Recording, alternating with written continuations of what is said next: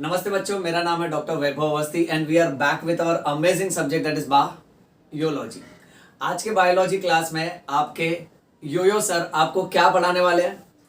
आज सर आपको पढ़ाने वाले हैं जेनेटिक कोड के बारे में। आज का पूरा लेक्चर जेनेटिक कोड पे काफी डिटेल्ड रहेगा। ओके, नाउ जेनेटिक कोड में पहली बात ये याद रखेंगे that DNA contains information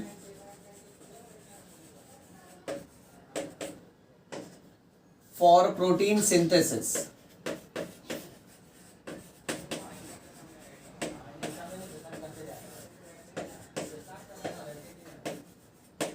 यानी प्रोटीन बनाने के जो भी सारे के सारे कोडिंग चाहिए रहता है ना, वो सारा का सारा कोड, सारा का सारा इंफॉर्मेशन डीएनए के ऊपर होता है।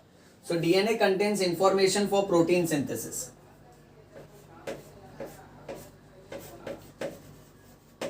This information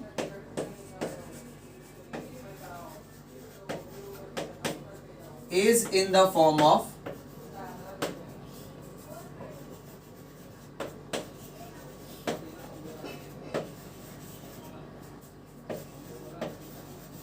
sequence of nitrogen bases.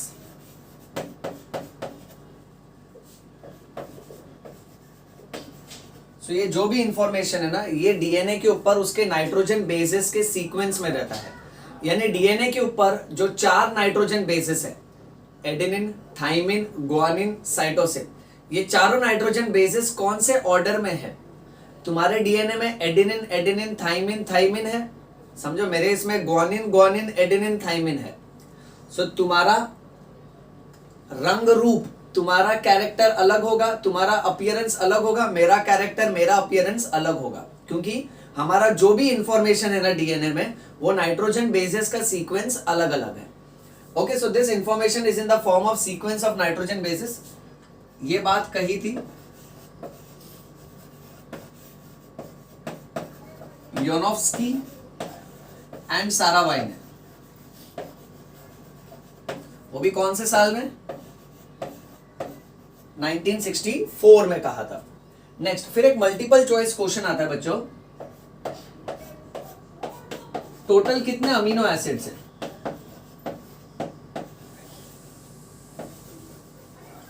Total number of amino acids is equal to 20।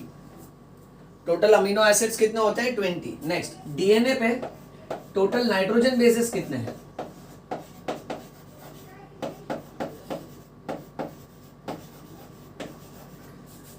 Total number of nitrogen bases कितने होते हैं?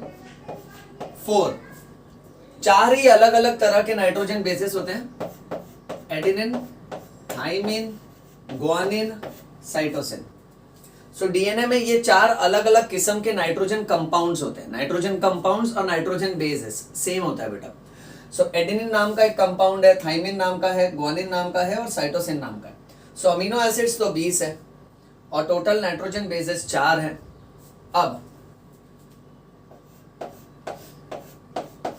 सवाल ये उठा था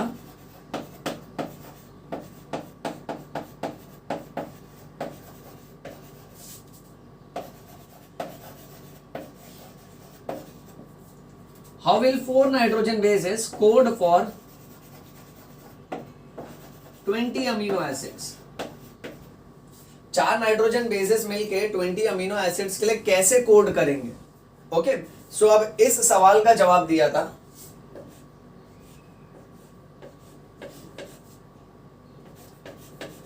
कि डीएनए के ऊपर जो इंफॉर्मेशन है, this information is in the form of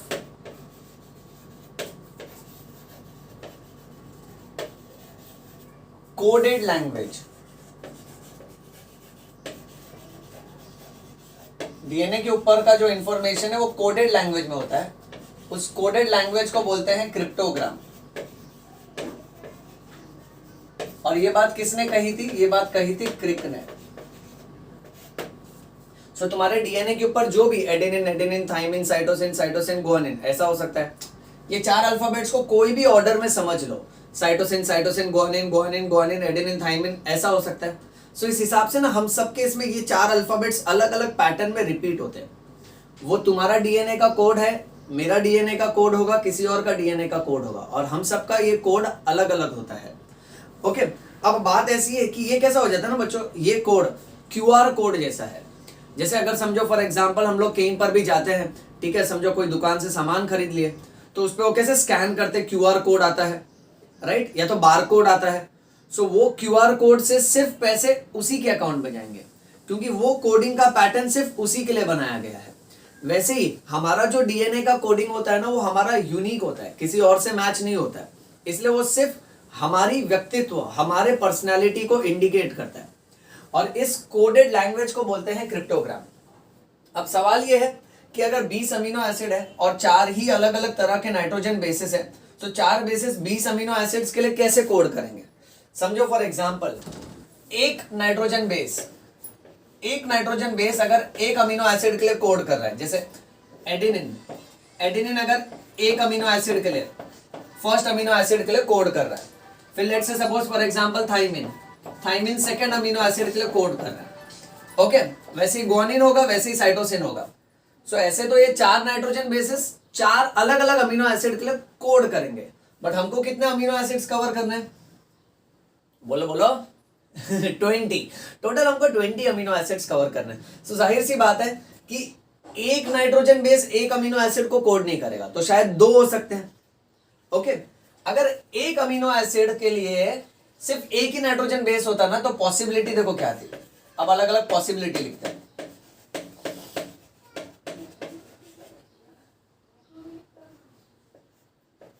four raise to 1 pattern से चलो, 4:1 कितना होता है 4। अगर एक ही नाइट्रोजन बेस एक अमीनो एसिड के लिए कोड करता, तो ऐसे 4 ही अमीनो एसिड कवर हो पाते। ओके, यानी 4 ही अलग अलग पॉसिबिलिटी मिलती। वो 4 पॉसिबिलिटी क्या होती, एडेनिन अलग, थाइमिन अलग, गुआनिन अलग, साइटोसिन अलग। सो ये 4 पॉसिबिलिटी बनी। फिर लोगों ने सोचा कि शायद 2 नाइट्रोजन बेस आपस में मिलके अलग अलग पॉसिबिलिटीज में कंबाइन होंगे। 4:2 कितना होता है 16।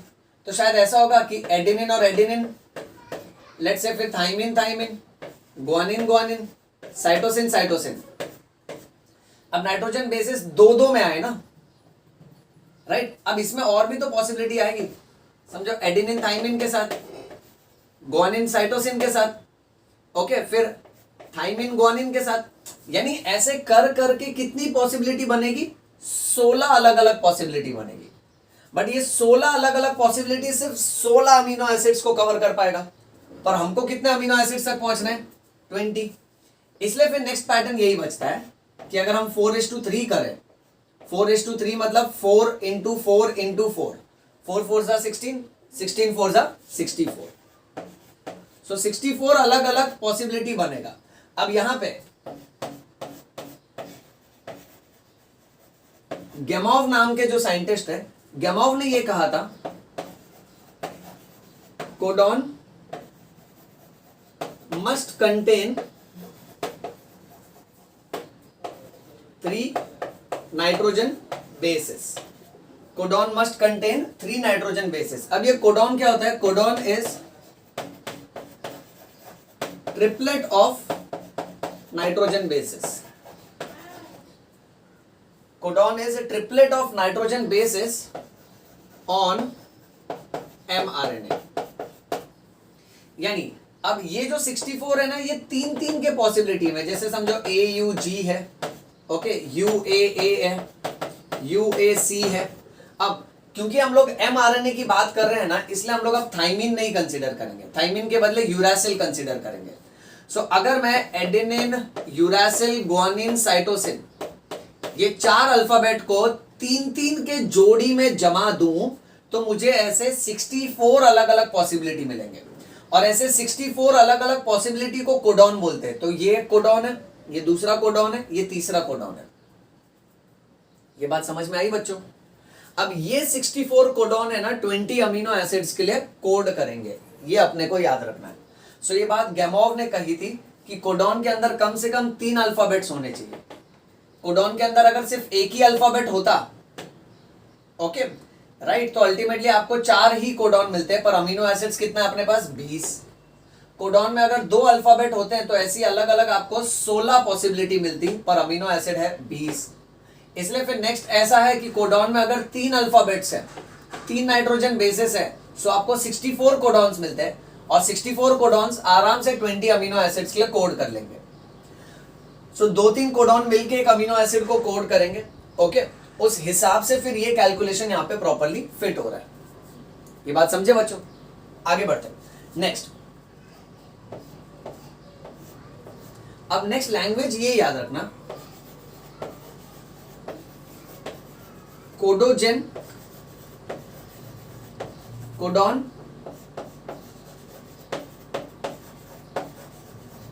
और एंटीकोडॉन। कोडॉन यानी triplet of nitrogen bases on DNA. DNA पे जो 3-3 अल्फाबेट्स होते हैं वो। कोडॉन यानी triplet of nitrogenous bases on mRNA. And anticodon मतलब triplet of nitrogenous bases on tRNA. मेरी बात ध्यान से सुनना सब लोग। Suppose for example let's say यहां ड्रॉ कर लेते हैं। अब ये डीएनए है, ओके अब डीएनए पे यहां पर समझो, बात ध्यान से सुनो, यहां थाइमिन है, ओके यहां एडेनिन है, ओके और यहां साइटोसिन है। सो डीएनए पे ये जो 3-3 अल्फाबेट्स है ना, इसको बोलेंगे कोडोजेन। अब इसके हिसाब से डीएनए ने अंदर एमआरएनए बनाया होगा यहां पर।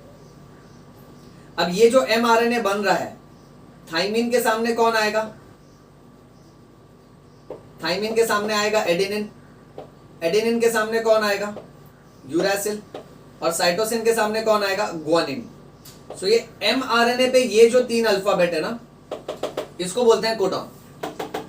सो जैसे कोडोजन का एग्जांपल हमने अभी क्या देखा? TAC, ये कोडोजन है। एमआरएनए पे 3 अल्फाबेट, उसका ऑपोजिट क्या आया? AUG आया, तो ये कोडॉन है। और टीआरएनए के ऊपर समझो फॉर एग्जांपल लेट अस से ये एक टीआरएनए है।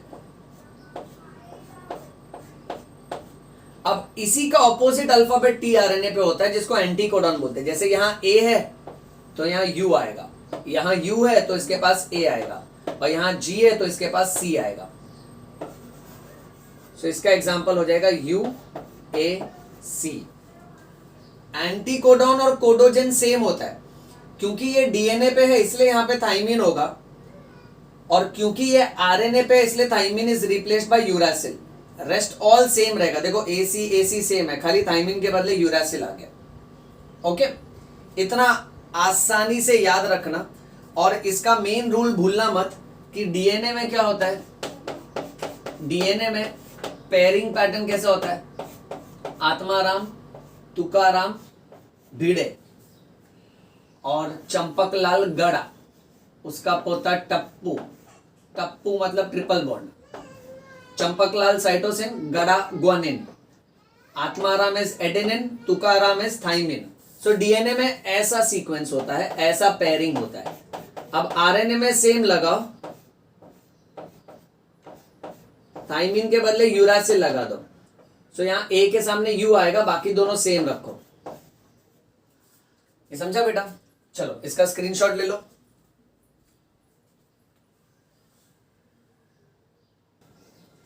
ऑलराइट, लेट्स कंटिन्यू बेटा। नाउ द नेक्स्ट पार्ट जो है ना, इसमें से बहुत सारे मल्टीपल चॉइस क्वेश्चन आते हैं। सो इसके सेंटेंसेस और फ्रेमिंग को प्रॉपरली याद रखना। Okay first, genetic code is a triplet code was first evidenced by dash। Her genetic code में 3-3 अल्फाबेट्स होते हैं। इस बात का सबसे पहला सबूत किसने दिया था? सो ये सबसे पहले एविडेंस किया था किसने? क्रिक ने। क्रिक नाम के साइंटिस्ट ने किया था, ये याद रखना अच्छे से। ओके और क्रिक ने ये कैसे किया? By using which mutation? By using frame shift mutation. Next फिर एक मल्टीपल चॉइस क्वेश्चन आता है, who synthesized artificial mRNA which contains only one type of nitrogen bases. यानी ये mRNA, दो साइंटिस्ट थे जिन्होंने आर्टिफिशियल mRNA बनाया जिसमें सिर्फ एक ही तरह का नाइट्रोजन बेस था, सिर्फ और सिर्फ uracil uracil uracil uracil uracil था। सो ये किसने किया? सो ये किया था निरेनबर्ग एंड मैथियाई। सर मैं इसको मिठाई बोलूं? कुछ पढ़ने से अगर मीठा हो जाता है तो मीठा अच्छा है। निरनबाग एंड मैथियाई, जो बोलना है बोलो, एग्जाम में सही मार्क करके आना। ओके, इसको मैं अंडरलाइन कर देता हूं। अब ये लोग ने इस mRNA की मदद से प्रोटीन सिंथेसिस किया, तब जाके प्रोटीन सिंथेसिस में अब कैसे है ना कि mRNA में सिर्फ यूरासिल यूरासिल यूरासिल है और 3 यूरासिल मिलके कोडॉन होता है। सो ये एक अमीनो एसिड जमा करेगा, ये वाला कोडॉन और एक अमीनो एसिड जमा करेगा, ये कोडॉन और एक अमीनो एसिड जमा करेगा। ऐसे कर करके एक अमीनो एसिड बार बार रिपीट हो रहा था और पॉलीपेप्टाइड चेन बन गया। सो कौन सा अमीनो एसिड था? सो प्रोटीन सिंथेसिस में they found polypeptide of phenyl alanine. Phenyl alanine was obtained, polypeptide of phenyl alanine was obtained। तब जाके उनको पता चला कि हाँ यू जो है ना, ये फिनाइल एलानिन नाम के अमीनो एसिड को कोड करता है। So note the final point that we understood was U codes for which amino acid? So it codes for phenylalanine amino acid. Moving on, next, who devised a technique for artificially synthesizing mRNA with repeated sequences of known nucleotide। यानी artificial mRNA बनाया गया with repeated sequence of known nucleotide। ऐसा कौन सा scientist था जिसने artificial mRNA बनाया और उसके ऊपर का जो सीक्वेंस है ना वो अपने को ऑलरेडी पता था।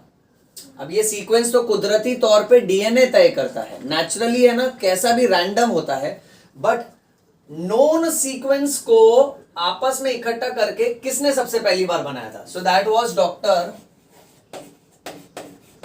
हरगोबिंद खुराना।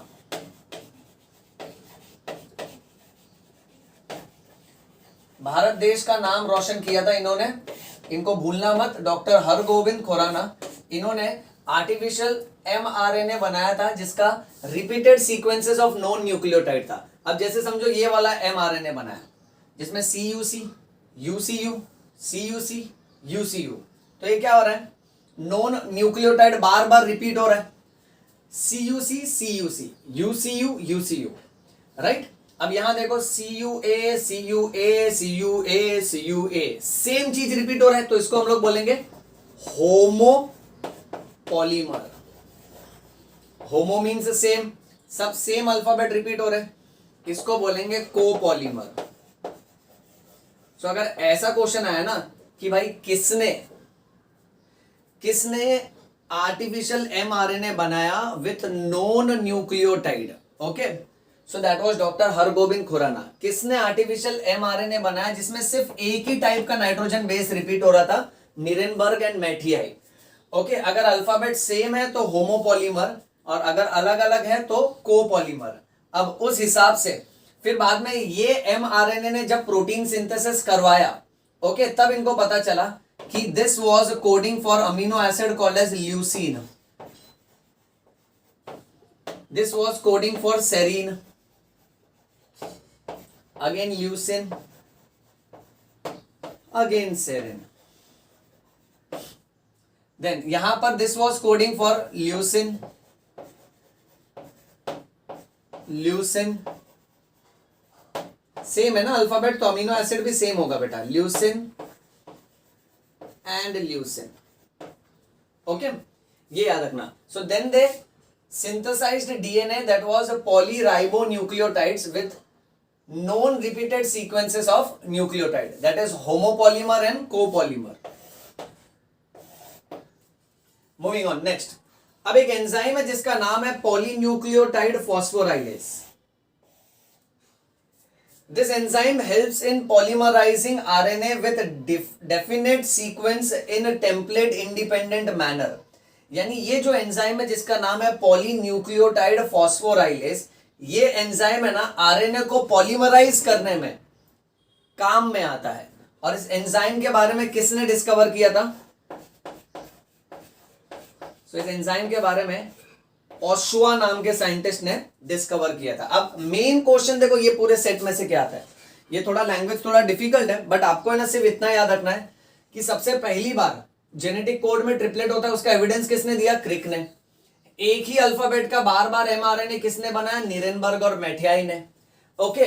नॉन सीक्वेंस का एमआरएनए होमोपॉलीमर और कोपॉलीमर किसने बनाया? डॉक्टर हरगोबिंद खुराना. और पॉलीन्यूक्लियोटाइड फॉस्फोराइलेज नाम का जो एंजाइम है उसका फंक्शन किसने डिस्कवर किया? ओशुआ ने. ये समझे बच्चों? चलिए इसका स्क्रीनशॉट ले लो आप लोग.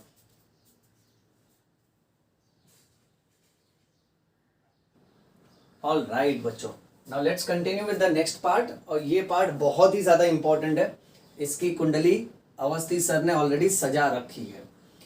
अब सबसे पहले हम पढ़ेंगे डिक्शनरी ऑफ जेनेटिक कोड, कि जेनेटिक कोड में क्या अलग अलग पॉसिबिलिटी होती है और उसके लिए कौन से अमीनो एसिड्स होते हैं. ये 64 कोडॉन्स जो है ना, ये पूरा का पूरा सेक्शन जो है, इसको ढूंढा था 3 जन ने मिलकर. Nirenberg, मैथियाई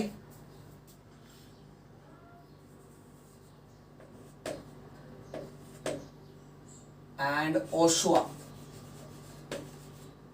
Nirenberg, Matthaei and Ochoa deciphered 64 codons. Deciphered यानी पूरा का पूरा कोडॉन्स समझ के लिया वो लोग ने. अब ये टेबल में कैसा है ना, 1 2 3 4 कॉलम बना लो. यहां पे होगा फर्स्ट पोजीशन,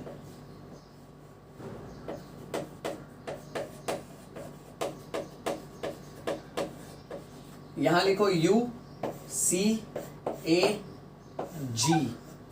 ये पैटर्न, ये सीक्वेंस याद रख लो, UCAG. फिर यहां भी लिखो UCAG. ऊपर का जो है ना, that is second position.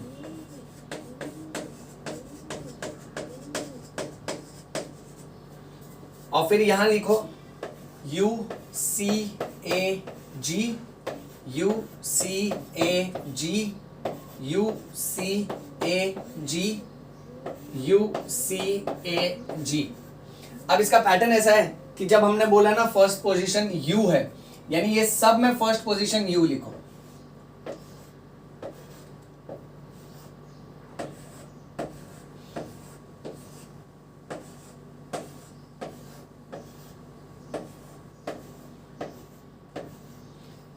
Okay. ये सब का फर्स्ट पोजीशन होगा C. अब मैं थोड़ा फास्ट कर लेता हूं बेटा इसको. ये सब का first position A.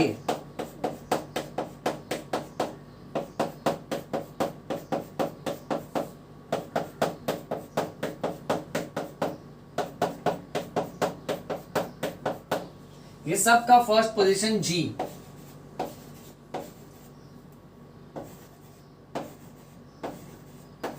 G for Guruji. All right बेटा, सबका फर्स्ट पोजीशन भर दिया. फिर सेकंड पोजीशन, यहां सबका सेकंड पोजीशन U आएगा. तो बड़े ध्यान से लिखना, नहीं तो गड़बड़ हो जाएगी.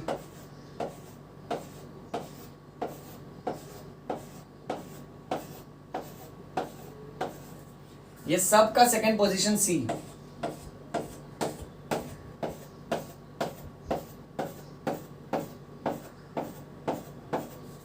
ये सब का सेकंड पोजीशन A.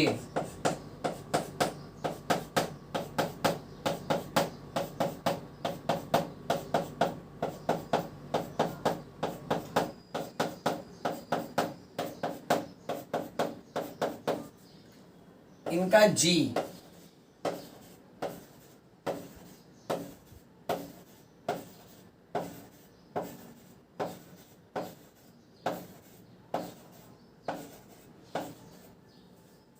अब सबके थर्ड पोजीशन में यूसीएजी लगाना है, यूसीएजी, यूसीएजी, यूसीएजी, यूसीएजी,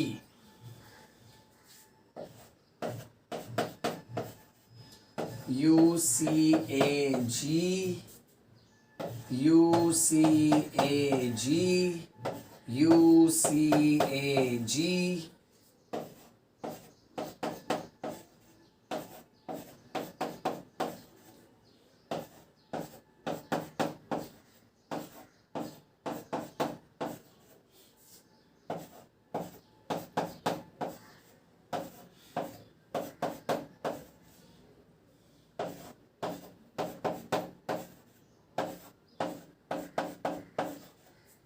अब कुंडली तैयार। सर बहुत भयंकर लग रहा है ये। इस पे आते हैं मल्टीपल चॉइस क्वेश्चन। अब तुमसे क्या पूछेंगे मालूम है कि यू कौन से अमीनो एसिड के लिए कोड कर रहा है? सो वो कोड कर रहा है फिनाइल एलेनिन के लिए। फिर पूछेंगे ल्यूसिन के लिए कौन सा कोडॉन है और अलग अलग ऑप्शन दे देंगे, तो उसके लिए आंसर होगा CUG या तो CUA, CUC या तो CUU। इस तरह से मल्टीपल चॉइस क्वेश्चन आएंगे। अब ये सारे अमीनो एसिड्स को भी याद रखने का एक सिंपल सा ट्रिक है। ओके, यहाँ अमीनो एसिड्स को एक बार ये टेबल बना दिया ना, टेबल कैसे बनाना है वो देख लिया, ठीक है। उसके बाद याद रखो पहले आई सॉ मेथी वाली, पहले मैंने मेथी वाली को देखा। अब पहले मैं यानी फिनाइल एलेनिन, ले यानी ल्यूसिन, आई सॉ यानी आइसोल्यूसिन, मेथी यानी मेथियोनिन, वाली यानी वैलिन, ये सब अमीनो एसिड्स यहां पे सेट हो जाता है। आगे, सर प्रपोज्ड 3 आलिया, सर ने 3 आलिया नाम की लड़की को प्रपोज किया, हुआ क्या? तीनों ने मना कर दिया। फिर सर ने बायो को प्रपोज किया और बायो दिल में बस गया, उसको दिल के ताले में बंद कर लिया और चाबी खो गया। सर प्रपोज्ड 3 आलिया, सर यानी सेरिन, प्रपोज्ड यानी प्रोलिन, 3 यानी थ्रियोनिन, आलिया यानी एलेनिन। ओके, फिर वैसे तैमूर स्टॉप्स हिज ग्लोइंग आसन, लीजा एस्पायर्स ग्लूकोज। ओके, और लास्ट में sister stops her trip to Argentina, seriously Argentina is ugly. Okay, sister stops her trip to Argentina, seriously Argentina is ugly. ये समझे बच्चों? Okay, अब यहां बात ऐसी है कि इसका है ना, मैंने एक शॉर्ट ट्रिक वाला लेक्चर बनाया हुआ है। ओके, ढूंढने से खुदा मिल जाता है, आपको शॉर्ट ट्रिक वाला लेक्चर मिल जाएगा। अवस्थी सर के प्लेलिस्ट में जाओ, प्लेलिस्ट में आप चेक करो short tricks with Yoyo Bio, उसमें ना इसका पूरा डिटेल्ड शॉर्ट ट्रिक्स बताया। अब इसमें कैसा ना, नेक्स्ट ट्रिक ये कहता है कि अगर तुझे मैथ्स में 6 मारना है ना, ओके, तो तुझे पाई का वैल्यू पता होना चाहिए। सो तू अगर 6 मारना चाहता है तो पाई का वैल्यू पता होना चाहिए, पाई इज 3.14। सो तू यानी 2, फिर 6 मारना, 6 यानी 1 2 3 4 5 6, तो ये 6 हो जाएगा। फिर 3.14, 1 2 3, उसके बाद 1 और ये 4।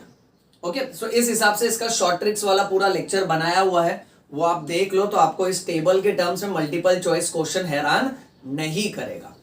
आगे एग्जाम में फिर एक शॉर्ट नोट आता है कैरेक्टरिस्टिक्स ऑफ जेनेटिक कोड पे।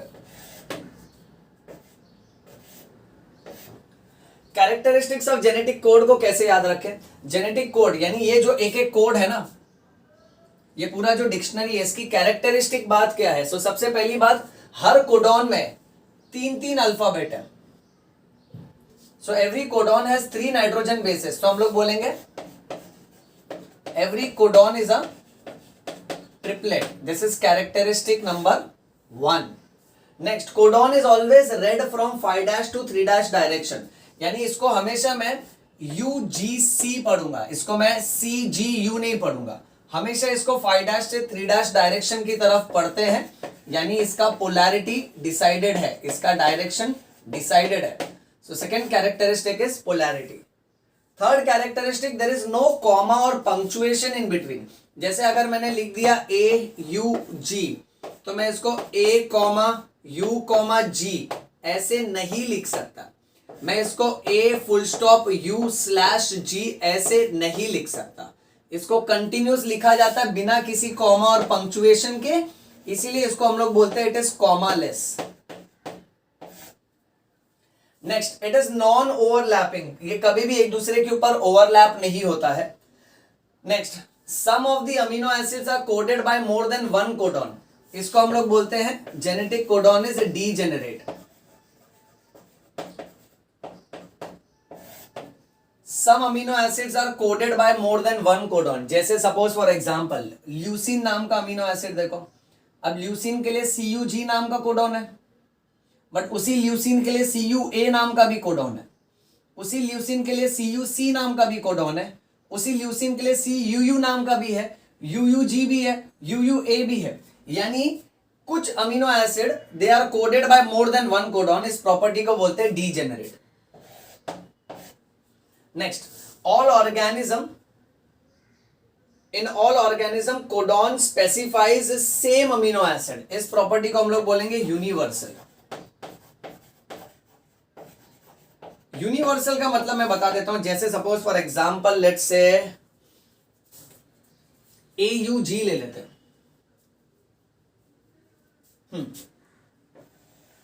ये वाला बहुत इंपॉर्टेंट है. अब सारे ऑर्गेनिज्म में AUG हमेशा कौन सा अमीनो एसिड को कोड करेगा? So it will code for methionine amino acid. Okay, इस AUG को बोलते हैं start codon. Okay, and stop codon में 3 आते हैं. Stop codon also called as a termination codon, UAA, UAG और UGA. इसको बोलते हैं स्टॉप कोडॉन और टर्मिनेशन कोडॉन बिकॉज ये किसी भी अमीनो एसिड के लिए कोड नहीं करता. मैं वापस से रिपीट कर रहा हूं, ये पॉइंट बहुत इंपॉर्टेंट है. AUG को बोलते हैं स्टार्ट कोडॉन और इनिशिएशन कोडॉन, क्योंकि mRNA की शुरुआत यही 3 अल्फाबेट से होती है, AUG. और mRNA खत्म होता है या तो UAA पे, या तो UAG पे, या तो UGA पे. इसलिए इसको स्टॉप कोडॉन और टर्मिनेशन कोडॉन बोलते हैं. And it does not code for any amino acid. It does not code for any amino acid. अब यूनिवर्सल का मतलब चाहे घोड़ा हो, गधा हो, बिल्ली हो, इंसान हो, अगर उसके पास AUG है ना, तो AUG हमेशा मिथियोनिन के लिए ही कोड करेगा. ऑल ऑर्गेनिजम्स का codon specifies only the same amino acid except mitochondrial codons. Mitochondria में भी DNA है, उसके अंदर जो कोडॉन होगा वो, और प्रोटोजोआ, उनमें ये रूल लागू नहीं है. अब मेन तुमको एग्जाम में ना characteristics of genetic code short note भी आ सकता है, इसका मल्टीपल चॉइस क्वेश्चन भी आ सकता है. इसको याद रखे तो कैसे याद रखें? इसका टेक्निक ऐसे याद रखो. टाइम पास मत कर, नहीं तो इतना मारेगा ना तेरे को कि तू कोमा में चले जाएगा. कोमा नहीं है, कोमा. ओके, टाइम पास मत कर, नहीं तो इतना मारेगा ना तू कोमा में चले जाएगा. ओके, नॉन ओवरलैपिंग तरीके से जिंदगी में सड़ जाएगा, डीजनरेट हो जाएगा.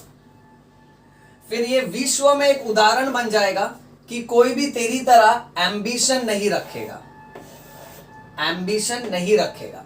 आई रिपीट, टाइम पास मत कर, नहीं तो इतना मारेगा कोमा में चले जाएगा. नॉन ओवरलैपिंग तरीके से डीजनरेट हो जाएगा. और इस दुनिया में कोई भी तेरी तरह एम्बिशन नहीं रखेगा. एम्बी नहीं रखना यानी नॉन एम्बिगियस, दुनिया यानी universe.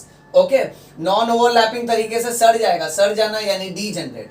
Time pass is triplet and polarity. ये समझे बच्चों? चलो इसका स्क्रीनशॉट ले लो.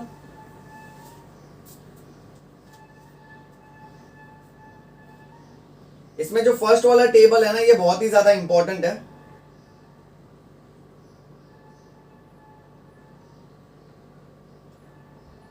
ओके, अच्छा, आपसे रिक्वेस्ट करता हूं कि ये वाला जो टेबल है ना, इसका है ना शॉर्ट ट्रिक्स देख के रखना, क्योंकि इसका शॉर्ट ट्रिक्स बहुत जरूरी है. ओके, पहले आई सॉ मेथी वाली, sir proposed 3 Alia, Taimur stops his glowing आसन, Lisa aspires glucose, sister stops her trip, अरे रे रे ये ट्रिप आएगा, sister stops her trip to Argentina, seriously Argentina is ugly, ugly में यू हटा दो, GLY ले लो, ग्लाइसिन, ग्लाइसिन नाम का अमीनो एसिड है। ओके, फिर इधर हम लोग बोलते हैं तू अगर 6 मारना चाहता है ना, सो 2 यानी 2 हो गया, 6 यानी 6 ले लेने का, फिर पाई का वैल्यू क्या है 3.14, तो 314, यहाँ पे बोलने का चोर चोर चोर चोर चोर यानी 4 4 4 4, यहाँ पे करने का थू थू थू थू थू थू थू यानी 2 2 2 2 2 2 2 2, और लास्ट में ना हम लोग किसी को सुनाएंगे कि तू यहाँ पे बल्ले बल्ले कर रहा है, नाच रहा है यहाँ पे, सो तू यहाँ बल्ले बल्ले, बल्ले बल्ले यानी एक एक, सो तू यानी 2 हो गया, यानी पहला 2 अमीनो एसिड सिस्टीन है, बल्ले बल्ले एक एक कर रहा है, चोर आए थे, लिसन, ओके, चोर आए थे तेरे घर पे, 2 चोर आए थे, ओके, और प्लस अमीनो एसिड्स का फुल फॉर्म, ये सब मैंने शॉर्ट ट्रिक्स वाले लेक्चर में बना रखा है, ले लो इसका स्क्रीनशॉट ले लो, ओके, ये पूरा का पूरा सेक्शन है ना, अच्छे से नोट्स बना लो इसका।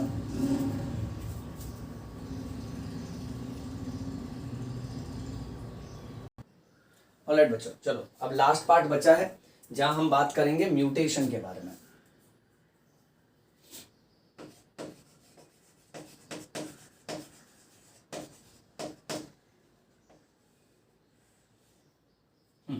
म्यूटेशन क्या होता है? म्यूटेशन का एक सिंपल सा मीनिंग याद रखो, mutation means sudden genetic change, अचानक से डीएनए का या तो आरएनए का अल्फाबेट्स बदल जाएगा, adenine, thymine, guanine, cytosine, uracil बदल जाएगा, sudden genetic change is called as mutation, जिसमें या तो फिर इंसर्शन हो सकता है यानी एक नया अल्फाबेट ऐड हो जाएगा, या तो डिलीशन हो सकता है, कोई अल्फाबेट डिलीट हो जाएगा, या तो डुप्लीकेशन हो सकता है,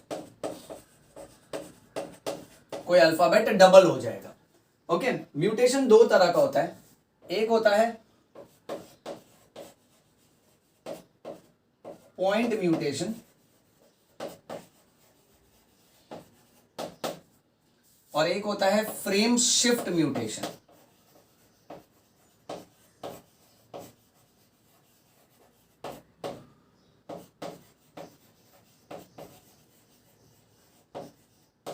पॉइंट म्यूटेशन और frame shift mutation. Point mutation में there is involvement of only single base pair,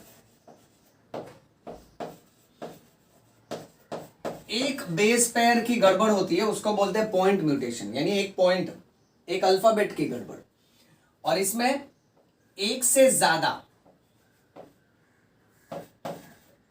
तो यहां हम लोग लिख देंगे there is involvement of base pairs, S लिख दिया ना, यानी एक से ज्यादा। पॉइंट म्यूटेशन का सबसे बेस्ट एग्जांपल है सिकल सेल एनीमिया,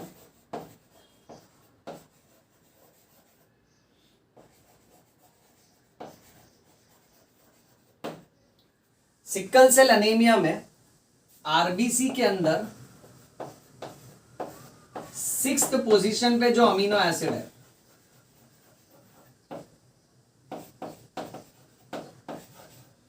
आरबीसी के अंदर 6th पोजीशन पे जो अमीनो एसिड है, ओके,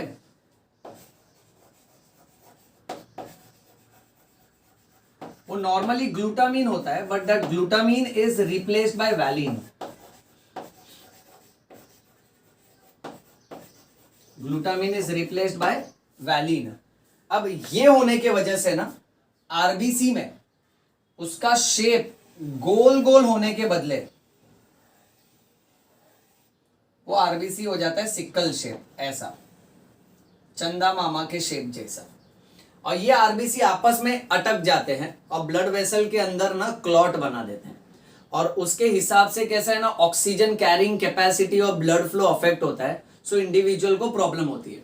इस बीमारी को बोलते हैं सिकल सेल एनीमिया, जहां आरबीसी के अंदर 6th पोजीशन पे glutamine is replaced by valine. Okay, अब इसका शॉर्टकट याद रखना है तो ऐसे याद रखो, RGV6, राम गोपाल वर्मा ने 6 मारा। अब R यानी RBC 6 मारा यानी 6 अमीनो एसिड, G यानी glutamine, glutamine is replaced by V यानी वैलिन।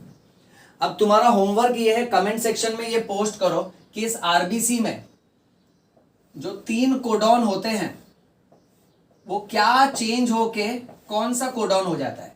GAG का GUG हो जाता है, कि GUG का GAG हो जाता है, कि UAC का AUC हो जाता है। ये NCERT टेक्स्ट बुक में दिया है, ये तुम्हारा होमवर्क है, you will find it out. Okay, और जो मल्टीपल चॉइस में आता है, नीट के हिसाब से आता है, सो ये आप ढूंढो NCERT टेक्स्ट बुक में and right it into the comment section.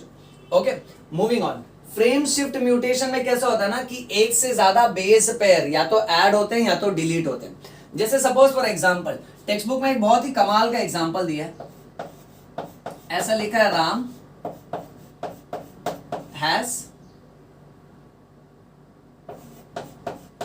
Cap. ठीक है, राम हैज अ कैप। अब 1 2 3 this is like AUG, this is like GGG, ये हमारे कोडॉन की तरह है, 3 अल्फाबेट है जिसके वजह से पूरे वाक्य का एक मीनिंग बन रहा है। बट अगर मैं ऐसा लिख दूं, अब मैं यहां पे अगर इसके बीच में B डाल दूं,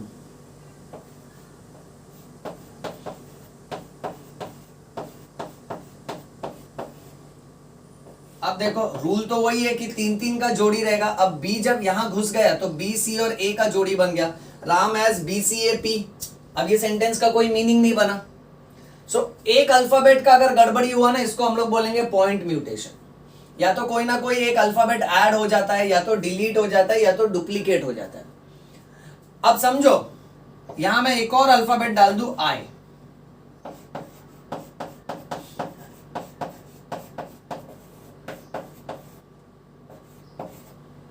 BIC हो गया और AP इधर आ गया। सो ये सेंटेंस का मीनिंग नहीं था, ये सेंटेंस का भी मीनिंग नहीं है। अब समझो यहां मैं और एक अल्फाबेट डाल देता हूं G,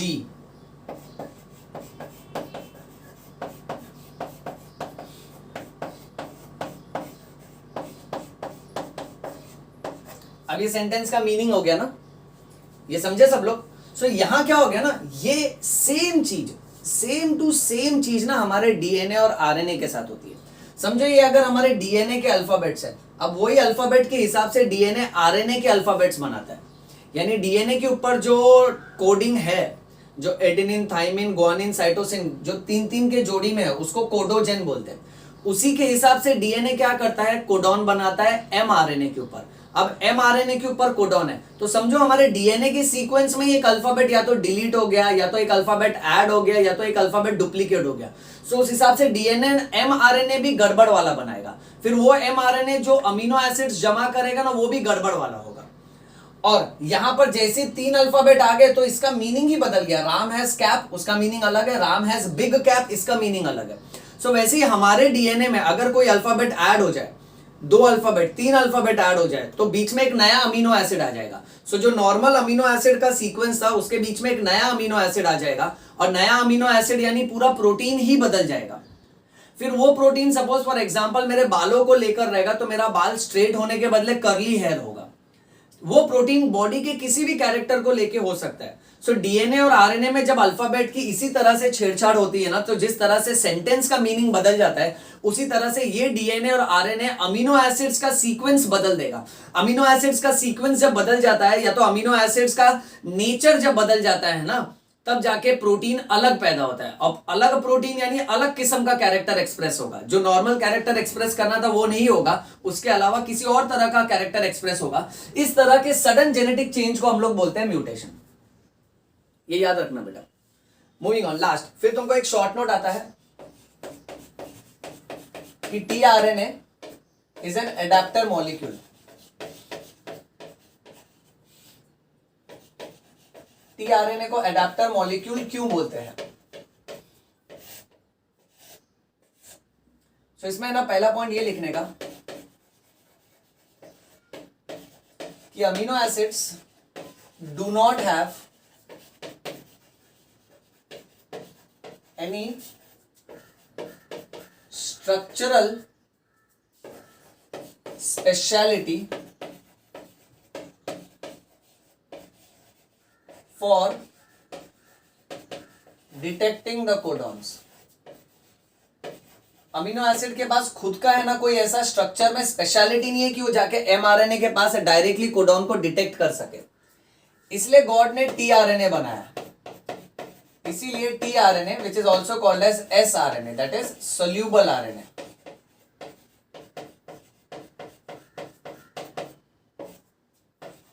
this tRNA acts as adapter molecule. Adapter यानी ये पूरा एडजस्टमेंट करवा के देता है. सो सपोज फॉर एग्जांपल जैसे ये एमआरएनए है,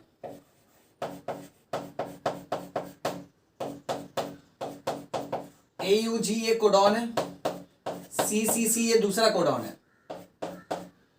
यूएए या तो फिर और लिख देता हूं यूएजी या तो फिर यूजीए, इसको हम लोग बोलते हैं स्टॉप कोडॉन. ठीक है, तो अब टीआरएनए क्या करेगा ना कि tRNA will act as adapter molecule. TRNA का दो शेप होता है, एक होता है क्लोवर लीफ मॉडल और एक होता है hairpin model. Clover leaf model, अब है ना आप टीआरएनए का ना स्पेसिफिक लेक्चर देखो, इसी प्लेलिस्ट में टीआरएनए का स्पेसिफिक लेक्चर देखो और एग्जाम में ना इस आंसर के लिए टीआरएनए का क्लोवर लीफ मॉडल ड्रॉ करना, इस तरीके से उसको ड्रॉ करना.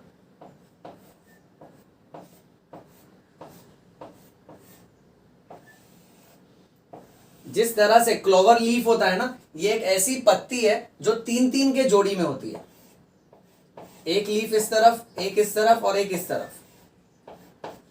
ओके, वैसे है ना यहां पे इसके पास तीन लूप है. ये नीचे वाला जो लूप है ना इसको बोलते हैं anticodon loop.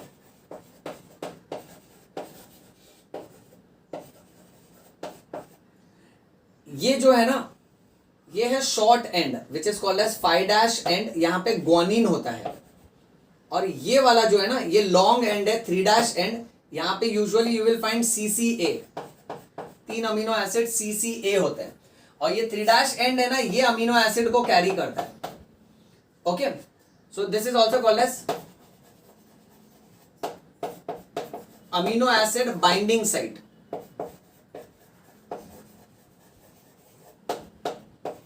Amino acid binding site, ये ऊपर वाला. ओके, अब नीचे एंटीकोडॉन है, ऊपर की तरफ ये है. ये तो क्लोवर लीफ मॉडल हुआ, बट मोस्टली हम लोग जो ड्रॉ करते हैं ना वो है हेयरपिन मॉडल. हेयरपिन मॉडल कुछ इस तरह से दिखता है.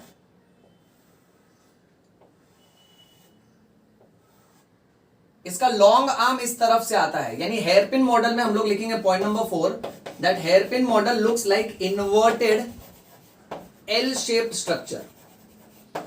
उल्टा एल शेप स्ट्रक्चर की तरह दिखता है, यानी नॉर्मल एल ऐसे लिखते हैं ना हम लोग, राइट. अब ये उल्टा एल हो गया, देखो ये यूं गया और यूं फोल्ड हो गया. ये इसका लॉन्ग आर्म है, यहां पे वो अमीनो एसिड कैरी करेगा. सो ये उसका 3' एंड है और ये उसका 5' एंड है और यहां पे 3 एंटीकोडॉन होता है. अब टीआरएनए का दो शेप है, क्लोवर लीफ और हेयरपिन. ये वाला डायग्राम और ये वाला डायग्राम शॉर्ट में ड्रॉ करना, कुछ नहीं समझे तो एटलीस्ट इस तरह से ड्रॉ कर देना उसको. और फिर ये लिखना इन्वर्टेड एल शेप होता है और यही tRNA binds with amino acid at 3' end. अपने 3' एंड पे अमीनो एसिड के साथ जुड़ता है and binds with and it binds with codon of mRNA by anticodon loop. यानी इस तरफ की मदद से वो mRNA से जुड़ता है और इस तरफ की मदद से वो अमीनो एसिड को कैरी करके लाता है. सो ये क्या करता है, mRNA के ऊपर ये वाले एंड से, अब जैसे AUG है तो यहां पे एंटीकोडॉन में होगा UAC. सो इस तरीके से ये यहां पे आके बैठेगा. तो सपोज फॉर एग्जांपल ये mRNA है, mRNA के पास AUG है, सो अब जो टीआरएनए आएगा ना, ये टीआरएनए देखो क्या करेगा। ओके, अब यहां AUG है तो इसका जो एंटी कोडॉन है उसके पास यहां पे UAC होगा। सो टीआरएनए एक तरफ mRNA के कोडॉन से जुड़ता है और एक तरफ एंटी कोडॉन को अमीनो एसिड को ले आता है। सो अमीनो एसिड कैसे ना, अमीनो एसिड के पास खुद का ऐसा कोई स्ट्रक्चरल स्पेशलिटी नहीं है कि वो mRNA के कोडॉन से डायरेक्टली जुड़ सके। सो उसको बीच में एक एजेंट चाहिए रहता है, उसको बीच में एक एजेंट चाहिए रहता है। वो एजेंट, वो एडेप्टर यानी एजेंट, वो कैरियर एजेंट कौन है? टीआरएनए। सो टीआरएनए अमीनो एसिड से जुड़ता है एक एंड पे और दूसरे एंड पे mRNA के कोडॉन से जुड़ता है अपने एंटी कोडॉन लूप के माध्यम से, क्योंकि ये हमेशा उसका ऑपोजिट होता है। और आखिरी बात ये लिखना पड़ेगा कि ये जो स्टॉप कोडॉन है ना, इस स्टॉप कोडॉन के लिए कोई टीआरएनए नहीं होता है। There is no tRNA for the stop codon. ठीक है, सो इसको देखो, अगर प्रॉपर आंसर में लिख रहे हो ना, पहला पॉइंट लिखने का, amino acids do not have any structural speciality for detecting codon, that's point number 1। अपने नोट्स में इस तरीके से लिखना बेटा। Point number 2, tRNA which is also called as soluble RNA acts as an adapter molecule. Point number 3, tRNA has a 2 different shape, clover leaf model and hairpin model. फिर ये draw करना, क्लोवर लीफ मॉडल ड्रॉ करो, hairpin model draw करो। फिर point number 4 लिखो, hairpin model looks like inverted L shape structure. Point number 5 लिखो कि tRNA एक तरफ 3' एंड पे अमीनो एसिड से जुड़ता है और एंटीकोडॉन लूप की मदद से वो mRNA के कोडॉन से जुड़ता है। फिर पॉइंट नंबर 6 ये लिखो कि ये जो टीआरएनए है ना, स्टॉप कोडॉन के लिए होता ही नहीं है। सो फॉर UAA, UAG और UGA, for stop codon there is no tRNA. ये समझा बेटा? चलो इसका स्क्रीनशॉट ले लो।